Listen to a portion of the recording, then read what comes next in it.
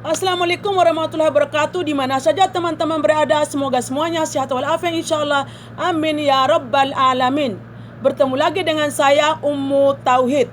Kali ini saya akan kembali membacakan kisah sufi atau ulama terkenal dimiliki oleh umat Islam. Beliau adalah Ibnu Arabi. Jalur keturunannya, beliau adalah seorang sufi yang mempunyai nama lengkap Abu Bakar Muhammad bin Ali bin Muhammad bin Ahmad bin Abdullah Hatimi Altai Ibnu Arabi.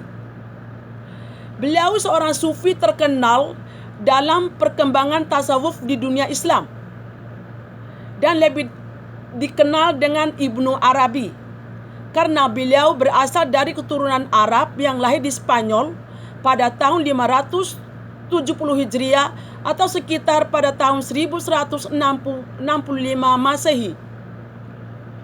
Kehidupan Ibnu Arabi sebagai anak yang hidup di keluarga yang taat beragama dan orang tuanya mempunyai perhatian sangat besar terhadap mendidik anak-anaknya. Untuk menanamkan dasar kehidupan yang kuat dan tangguh, maka orang tuanya memberi pendidikan agama kepada Ibnu Arabi dengan mengajarkan keimanan, ketakwaan, membaca Al-Quran, dan lain sebagainya. Perjalanan Ibnu Arabi dalam memahami berbagai ilmu banyak dilakukan dengan pengembaraan ke berbagai negara. Beliau mengunjungi negara-negara Islam seperti Murcia di Spanyol, Sevilla, Cordova, itu negara-negara di Eropa, Andalusia, juga ke Afrika Utara, Tunisia, Mesir, Anatolia, ini merupakan negara Arab Afrika, dan juga ke Iran dan kemudian ke Suriah. Di antara ilmu-ilmu yang pernah dipelajari oleh Ibnu Arabi dalam pengembaraannya tersebut adalah ilmu fikih, hadis, tafsir, dan ilmu tasawuf.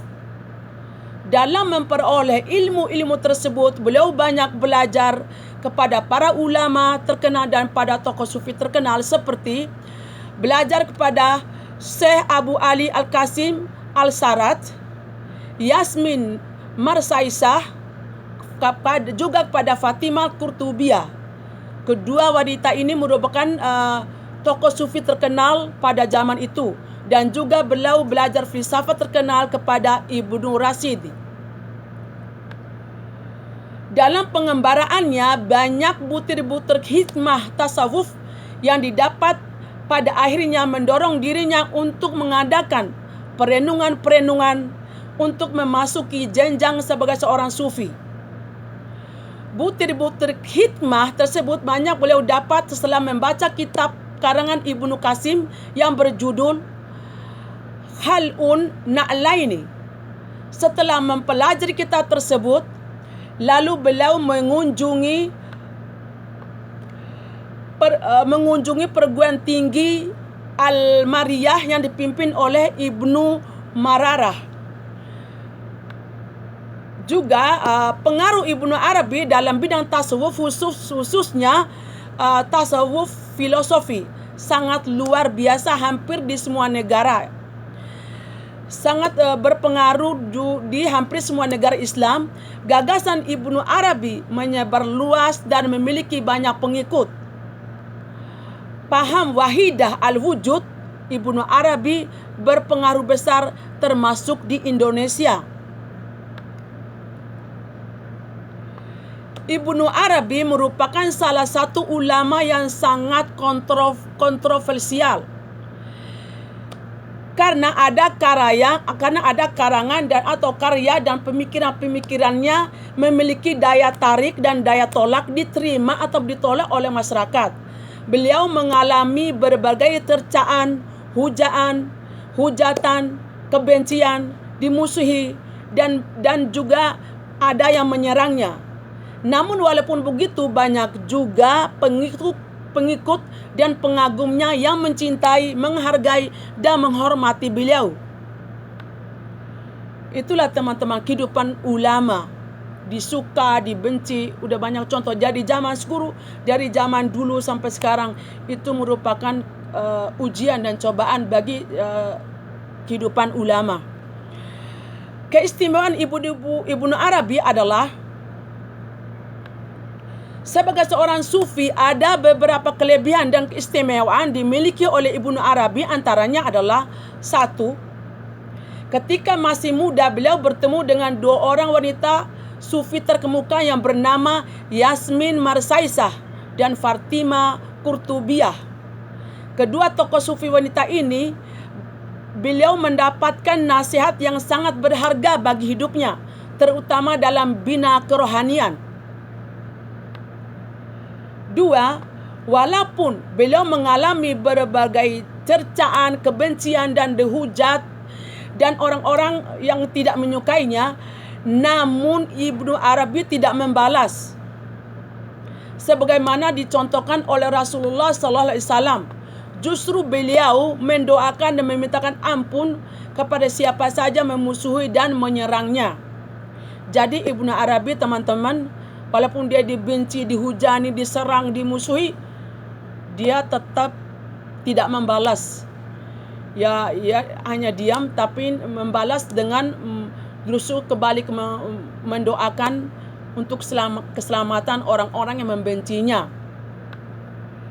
Tiga, di balik kontroversial pada dirinya, Abu Arabi termasuk ulama terkenal yang tidak hanya berhasil menuliskan karya-karyanya, juga pemikirannya yang cemerlang, tapi mampu meracik disiplin ilmu tasawuf dengan filsafat. Empat, ketika berada di kota Mekah pula, beliau juga bertemu dengan seorang wanita cantik yang juga seorang sufi dari Isfahan. Karena kesalehan dan kecantikan wanita sufi ini yang kemudian banyak memberi inspirasi atau ilham kepada Ibnu Arabi dalam mengubah sejumlah syair hingga menjadi untayan-untayan syair yang pun terkumpul. Dan dari wanita itulah timbul idenya untuk menulis sebuah kitab yang berjudul Tarjumal al-Aswaq. Sangat terkenal teman-teman buku ini. Pokok-pokok pikiran Ibnu Arabi adalah sebagai seorang sufi terkenal dan ulama terkenal, beliau mempunyai beberapa pokok pikiran dikembangkan oleh Ibnu Arabi. Di antara adalah satu, menurut Ibnu Arabi, adanya alam semesta ini tidak dapat dipisahkan dengan sejarah Nabi Adam. Terjadinya limpahan pertama dalam bentuk tajali. Yang dimaksud dengan tajali adalah proses kejadian dengan segala bentuk dan keutamaan ketuhanan yang menerima tabiat kesatuan yang tidak terpisah antara Tuhan dan makhluk yang saling berhubungan. Sebagaimana sebuah cermin menerima gambaran manusia tanpa terpisah antara manusia dengan gambar yang ada dalam cermin. Dua, wujud semesta bagi Ibnu Arabi adalah satu jua. Apabila kita melihat dengan macam-macam dalam jumlah yang tidak terhitung, maka hal itu adalah karena kita menggunakan acuan-acuan indera dan akal semata-mata. Akal dan indera menangkap kemestaan itu dalam bentuk bermacam-macam, dan cara ini digunakan oleh kalangan intelektual dan filosofi. Sedangkan bagi kalangan sufi yang menangkap segala yang wujud dengan kerinduan seorang sufi akan memandang kemestaan ini sebagai keberadaan tunggal yang hak dan al-kafi dalam satu belaka. Empat, menurut Ibnu Arabi, asal dari segala wujud dan sebab tiap yang ada adalah limpahan Tuhan terus menerus, tak henti-hentinya, yang disebut juga dengan al-khalaqul jadid.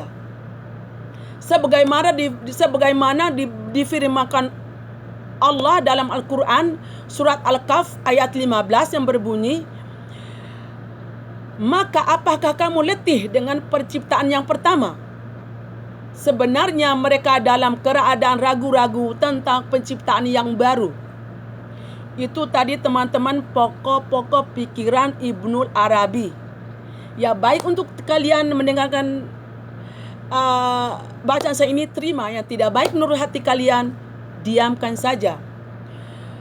Oke teman-teman, karya-karya Ibnu Arabi sebagai seorang sufi, ada beberapa karya-karya yang dituliskan oleh Ibnu Arabi, antara lain adalah 1.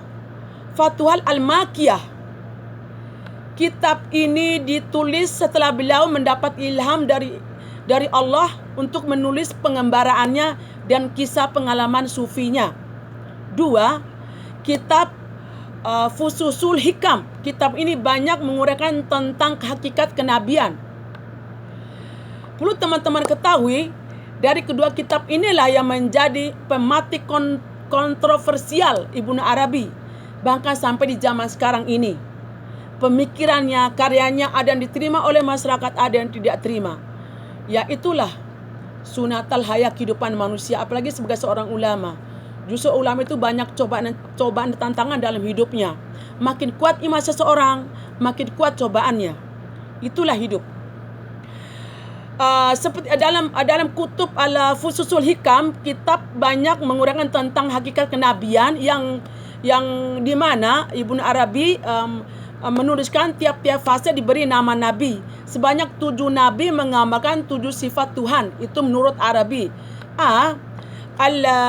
Al-ilahi fi fasal Adam, mengenai Nabi Adam. Al-nafsiyah fi fasal Ilyas, mengenai Nabi Ilyas. Dan al-subuhiyah al-fasal Nuh, mengenai Nabi Nuh. Al-Qudsiyah fi fasal Idris, mengenai Nabi Idris. Dan fil al-Hakiyah fi fasal Ilyas Ishak, mengenai Nabi Ishak. Dan al-Aliyah fi fasal Ismail, mengenai Nabi Ismail. Dan terakhir al-Fardiyah fi fasal Muhammadiyah, mengenai Nabi Muhammad sallallahu alaihi wasallam.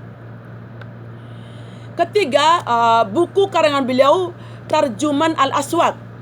Kitab ini ditulis setelah beliau bertemu dengan seorang sufi cantik dari Mekah, berasal dari Isfahan. Ketemu berarti Ibnu Arabi dalam perjalanan beliau mencari ilmu, berarti bertemu dengan seorang ahli sufi, 3 orang wanita. Yang 1 di Mekah. Lalu para sufi menjuluki Ibnu Arabi Al-Syekh Al-Akbar atau guru besar. Hampir semua karangan yang terkumpul berbicara, karena karangan Ibnu Arabi yang terkumpul berbicara tentang wacana-wacana tingkat tinggi dalam bidang tasawuf, sehingga beliau sering digolongkan sebagai pemikir muslim yang sulit dipahami. Ya, mungkin benar juga. Hanya orang-orang ahli yang bisa memahami seorang sufi, seorang ulama. Kita sebagai orang biasa, kita baca dan belajar, yang baik menurut kita terima, tidak baik menurut kita tinggalkan. Kita tidak boleh membenci ulama, karena ulama adalah merupakan